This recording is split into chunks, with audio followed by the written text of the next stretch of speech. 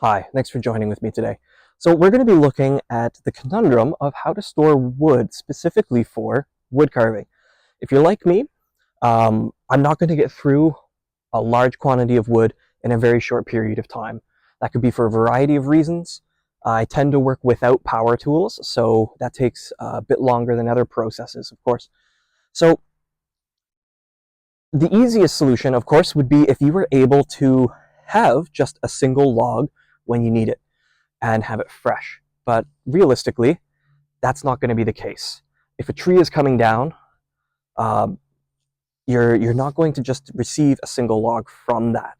So the chances of coming across a beautiful large tree that is exactly what you're looking for, um, depending on where you live, might be a little slim. So we need to take advantage of that opportunity when it comes up. Depending on your circumstances, it might happen only every few years. And so in this case here, um, a very wonderful, beautiful couple, um, they had to cut down their butternut tree. Unfortunately, the tree was essentially splitting in half. They reached out to me. I do a lot of working with butternut, of course, and tend to do larger sculptural things. So this wood is a perfect fit for me. And these wonderful individuals wanted to pass some of that wood along so that it would still be used instead of just thrown into a fireplace or even into a wood chipper. So make sure that if you have people, acquaintances, or friends that you are meeting in your life who are willing to go out of their way to help support craftspeople like yourself, please let them know that they're appreciated. Right? It's hard to do what we do without people like that. So, of course, this was a very large butternut tree. It's about 50 years old. I don't have the whole tree here, just the larger pieces. It was just cut down this morning. So let's talk about why we need to seal the wood, but also how to seal it in different avenues. Sorry, not different avenues, different approaches we can use to seal it. We've got a number of pieces. Some of them have a bit of a Y. We get that split happening in there. Uh, the larger pieces, of course, are taken near the base of the trunk. This tree was about 50 years old. The gentleman at that property, he had planted the tree himself many years ago, about 50 years. And so it's on one hand very sad to see it have to come down, but it's also uh, very nice to know that, and on their side as well, to know that it's not just going to be put into a wood chipper. It's going to be given a new life in a way. And they were just cut this morning. Looking at the pieces, we've got some pretty good stuff we could start with. Of course, there's some natural splits in this case that were part of the reason why the tree had to come down. The tree was essentially splitting down the middle, and so that's why the tree had to be cut. However, other spots where that is not the case here, you can see we've got some check marks starting here, and over time that might develop into full splits or cracks in the wood. And this was just cut down this morning, right? So this is what we need to address. So let's first talk about how wood cracks, how it splits. It grows as it's essentially cones, and it grows outwards. So of course that's why we have the growth rings that we are so used to talking about, so used to seeing. Wood contains a lot of moisture within it, and as it dries, it is that moisture escaping out from the tree. But the catch is, as that moisture is escaping, the wood kind of shrinks in on itself. So if you think of a water balloon getting squeezed tighter and tighter and tighter, eventually that water balloon is going to burst because the water has to go somewheres, of course. So as the wood is drying from the outside in, the inner part of the log, of the tree, still has to dry. And so it forces these cracks and splits into the log so that that moisture can escape. That's why if we're looking here at this piece of birch I just have lying around, You can see we've got all these check marks and cracks that are developing on this piece. And you'll notice that all of these, they're all pointed in towards the center of the log, right? The heart, the pith of the wood. You can see all the growth rings here. They're all angled in more or less towards the center. And that's the reason why, is that that moisture on the inside has to escape, and it's trying to dry out essentially as quickly as possible. Normally, if a tree is not cut into logs, right, we don't have the human element that we're cutting that, but the tree has fallen and it's just allowed to dry out naturally, you're not going to have many cracks and splits developing on that tree. And that's because it can dry out more naturally through the bark. And that really limits the amount of drying that can happen. So it doesn't dry out too quickly. Obviously, if we are looking at cut wood, we've got two ends of a piece that are completely exposed, right, all the way through all that grain there. So these two ends that we're looking at here that are cut, those we're always referring to as the end grain sides, and that's going to be what we need to pay attention to for preserving the wood for future carving. So what we really need to do is, bearing that in mind, we need to do something to the two end grains of the log to, not to keep it from drying out, but to slow down how quickly it dries out.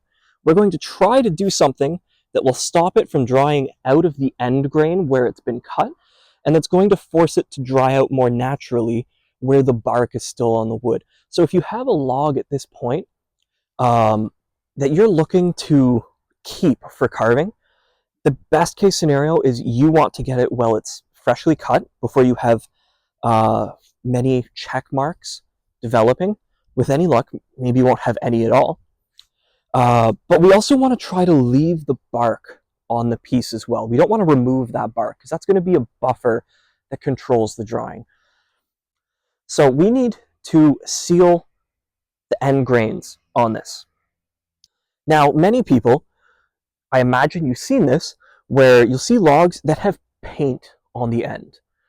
And that's the reason why people have painted the end grain. They're trying to slow down that drying process to try to limit how dry the wood gets. Some people may be just looking to limit how dry it gets maybe for firewood purposes, so they're not too concerned about the cracks and checks. Paint might be something perfect for that. I haven't had much luck with paint myself, personally. Not for carving, at least. If we're looking at carving, I still tend to have check marks develop over time. If you just have to do something very quickly, though, to try to do some damage control, that might be the approach you want to take.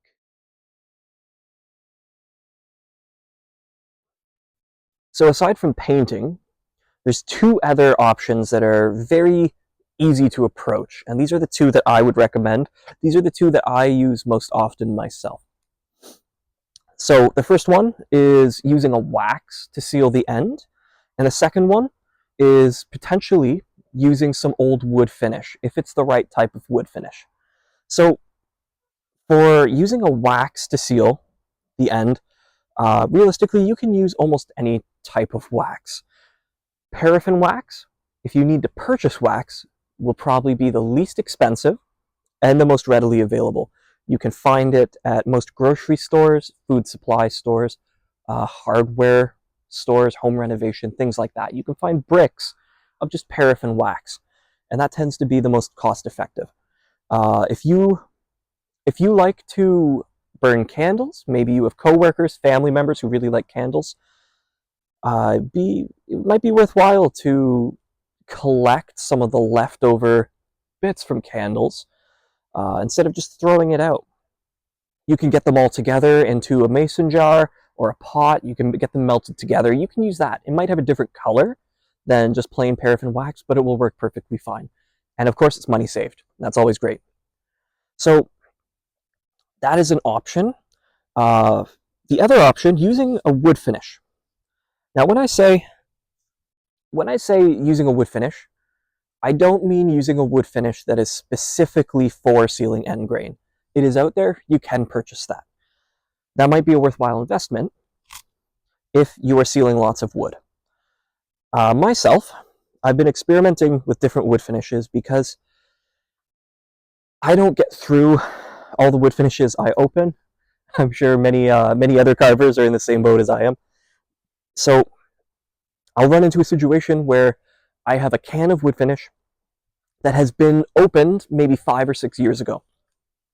And of course, I've used it a lot over the years, but once rust starts to really develop on the inside, and some of that ends up getting into the wood finish, depending on, especially if it's a clear coat, I imagine you don't want to be using a rust-colored wood finish. So rather than throwing that finish out, depending on the type of finish, you might be able to repurpose it to save some money with sealing some wood. I've done this most successfully with clear coats of brush-on varathane. Varathane, type of polyurethane, but varathane is the brand name. As long as you're doing at least 2 coats, I've found, but realistically, you have nice wood like this, play it safe, maybe do 3 or 4 coats.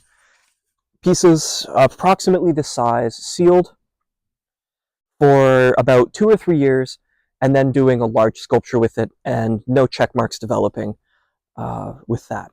So in my books, that's a win. I'm sure that many of the more experienced wood carvers out there, I imagine you have lots of experience, and you could talk much more about the pros and cons of what to do, what not to do. But for myself, for lay carvers out there, those would be the 2 easiest to approach options that I would recommend. So let's look at maybe applying a little bit of each. I can kind of show you how that works. Perfect. Now, I hope you don't mind. I had to grab a headlamp. The sun's gone down quite a bit, but we'll still make do as best we can. So thank you for bearing with me. So, like I was mentioning, I've got this can of varathane here. It served me very well on the projects I've used it over the years. But you can see we've got all kinds of rust here. And so as these flakes of rust have gotten into the finish, you likely can't see it in there because varathane goes on kind of a milky white, but it dries more clear. But you might be able to see while I'm stirring it up, there's bits of rust in there, and that does end up staining quite a bit. So I've got a little bit of this finish left. Rather than just dumping it out, I'm going to use it for the project here for sealing some wood. And as a nice bonus for this, if you're carving something that's still going to have some end grain visible, if you're using a clear coat finish, that might be a little bit easier to deal with near the end of your project than having a whole bunch of wax that you need to get off. It's as easy as just getting a whole bunch on the wood and spreading it around and letting it soak in. Like I mentioned before, we do want to avoid sticking with just the one coat. So I'll do a single coat, try to make sure I get the whole surface area here, the whole top, and then I'll give that a chance to dry while I go and apply the wax to other ones, and then I can hopefully come back, and at that point it will be ready for a second coat. Of course, while you're doing this, highly recommend, this is just my personal preference at least, but I always come down and I get down here where we're looking at the sapwood area where it blends into the bark. I always get the top of the bark that's covered as well. You'll have different results based on the species of wood you're dealing with and the time of year that tree has been cut down. Some species, they'll have a lot of growth, different times of year. There'll be different levels of sap and moisture within the tree and within the bark. And that's why if you're dealing with bark specifically, like birch bark is much more commonly used. The bark is used quite commonly on its own, even without the wood. The time of year that you harvest that bark is going to have drastic impacts on how flexible it is, how dark it is, and the purposes. So if you're looking at, if you're looking at the purpose you're using it for birch bark, if you're using it for making birch bark baskets, you'll want to harvest it at a different time of year than if you're using it for something like birch bark etching, for example. So I just play it safe. I just make sure that I get a nice coat here that goes over and covers the bark as well. So as with normal applications of brush-on finishes, once you get the whole surface area covered, you're going to want to check back on it in a little bit and make sure that you get any areas that have absorbed more of the finish and it's ready to take more. You might want to pay close attention to areas around the bark, depending on how dry the log is, because that's going to dry out probably the fastest, right? It's going to dry from the outside in. So I like to penny pinch as much as possible, so you might be able to tell. I save old brushes that are maybe a little bit past salvaging. You know, I can get a little bit of extra life out of them this way. I don't need to get a really smooth application for this. I just need to make sure I get it spread on. Not too thick, of course. I need to make sure it dries. But I'm not worried. Unfortunately, the footage of that application did not record. So when applying with a double boiler method, that would be what I would recommend for large applications, a situation like this where you're applying with lots of many different logs. However, there's a more controlled option that you could take, which I have on the screen here. Maybe you only have a single log or a number of small logs. You don't want to make the mess that a double boiler method can take. So you could always take solid pieces of wax and you could melt them with a torch directly onto the end grain of the log, like you can see here. Now, the only thing I want to stress with this is that once the wax is melted onto the surface, make sure that you are taking that torch and you are remelting the wax once it is already on top of the end grain as well. You want to make sure you have an even application that's penetrated at least a little bit into the end grain, and it's not just hardening purely on top. Another method is that if you have a brick or pieces of something like paraffin wax, if you have a little bit of a rough surface for a log, which is more than likely, I imagine it's been cut down with a chainsaw or something similar, you can always rub some of that wax onto the surface before melting it. And depending on how clean or how rough that end grain is, that could potentially skip that first step of needing to melt it onto the surface. So just to review a little bit, so for applying the varathane, the video did capture that. I've done 2 coats on the top here. I believe I'll have to do more, but a huge benefit you have with it, you could see already, it's kind of hard to tell until you get right down at the wood there to actually see any kind of sealing or finish. So you end up having a much more tidy surface you can work with going forward. Whereas with applying some wax, it can be a little bit more difficult. Now, I had all of these applied with wax, exactly what I discussed before, just using old kind of recycled candle wax. And what I would do is, in that instance, I used a double boiler, so I just melted all of the wax to a nice liquid, and then what I would do is I use some kind of work glove like this, where you've got a nice rubber palm, and with something like that, there's enough heat dispersal that as I'm pouring it on, I can wear the glove and I can make sure I spread it around, so I'm not losing too much wax dripping down the side. Otherwise, some of the wax will pour right off. Now, you're probably looking at these thinking, like, that's not a lot of wax coverage. And I can tell you that I absolutely agree with you. There was quite a bit of wax coverage um, when I had applied them and going into the next day. So the whole top surface was covered, but we've had so much heat. We're in the middle of a heat wave right now that